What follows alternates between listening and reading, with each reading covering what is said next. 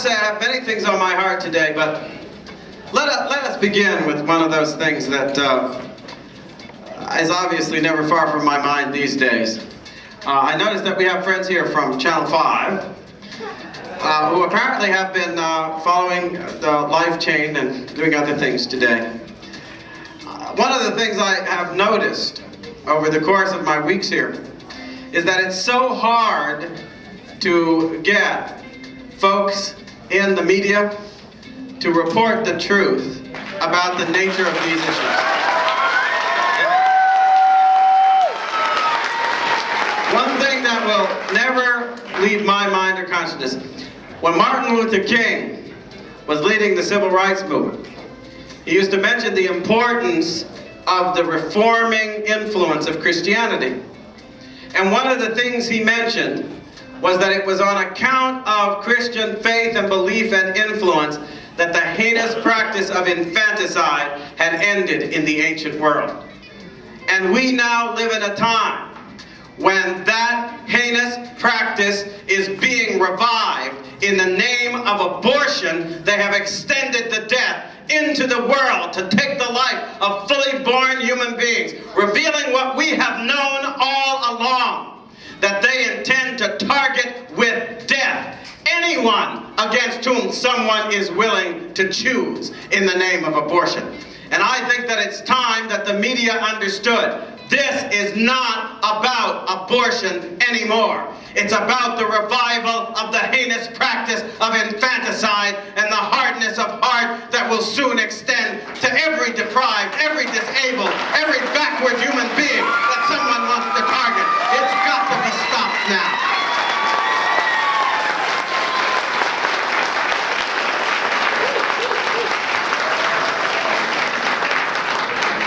Now, I had heard that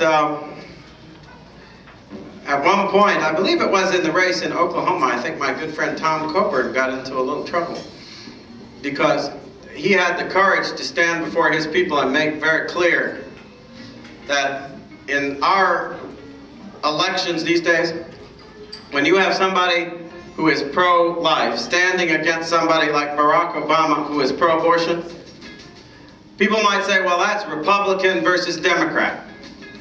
That's liberal versus conservative. That's this versus that.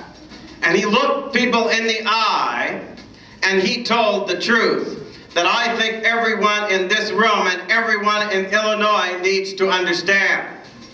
When you have a choice between someone who stands in defense of innocent life and someone who seeks to extend the principle of abortion even to the killing of fully born babies outside the womb, let no one in this state deny that that's not just conservative versus liberal, Republican versus Democrat. That is good versus evil, and every conscience has to understand the truth.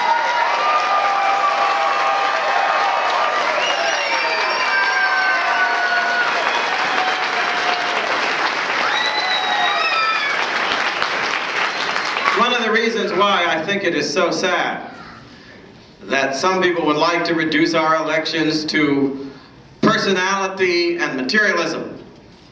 The latter being, of course, the business of politicians these days, which is to go everywhere and promise everybody that you're going to spend some money on them. And all they do is sit down with their advisors, figure out what money shall we spend on this group? What money do they want? What money do they want? What program do they want? One of these days we're going to realize that a politics in which politicians come to power by spending money on problems is a politics that will lead us ever to have the problems and never to see the money.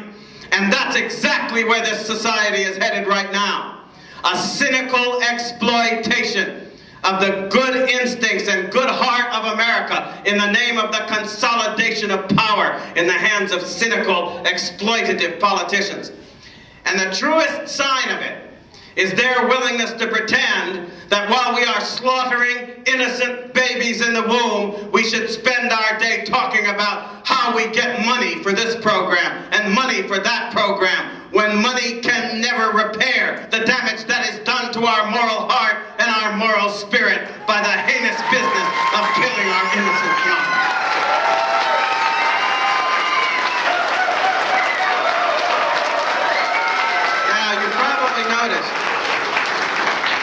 probably noticed that and these folks in the media also, I had an interview this morning still on my mind because they always begin with the phony polls and then they want to talk about how oh, the Republican Party is not supporting and all this.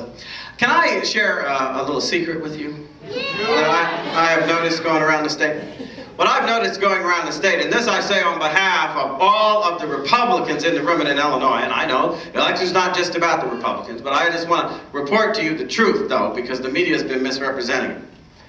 I have found all around the state of Illinois that because of my willingness to stand forward and speak the truth about the moral crisis that we confront in Illinois and around America, people have come forward by numbers never seen before in the Republican Party's history in this state to bear witness to the truth.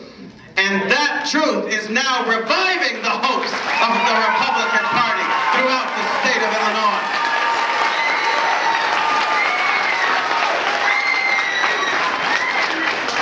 And here I will make clear something I haven't spoken about thus explicitly before in the course of this campaign. But I think it's time everybody understood the truth. Yes, shall I admit it? There are a handful of leaders in the Republican Party who seem to have declared war upon the party's prospects and upon me. And they do it solely for one reason, because I will not stop preaching the gospel of life.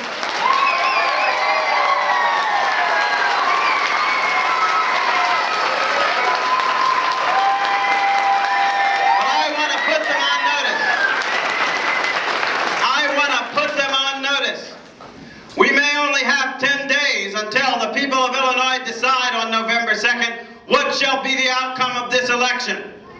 But I want to make it clear that no pro-abortion politician, whether it's Barack Obama or any Republican in any leadership position in this state, will silence my voice or the heart of the people of Illinois. We will stand for innocent life.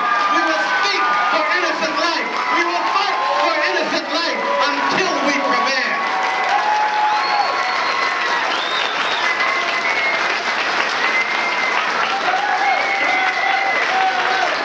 And we need to be clear also about this, though. Because some people like to pretend, oh, that's just a one-issue candidate and all this. I have said it repeatedly, but I always think it bears repeating. That there is not a problem you can name. We can talk about education, we can talk about poverty, we can talk about housing, we can talk about crime, we can talk about gang violence in the neighborhoods. In every single case, go look at the studies that have been done and you will find that the major contributing factor to every one of these expensive social problems bankrupting our society is the decline and collapse of the marriage-based two-parent family. That is what is causing our problems. And I think it's time we opened our eyes. You can't fix the collapse of the family with money. When are we going to stop lying to ourselves with this notion that families collapse because they're poor? I spent several years researching the history of Black America. People who were enslaved, you don't get any poorer than not even owning your own labor, not even being acknowledged in the freedom of your own body. But once emancipation came, the people who had absolutely nothing, I documented in Masters of the Dream, first thing they did was put their families back together. You don't have to be rich to know who your children are and to know that you love them.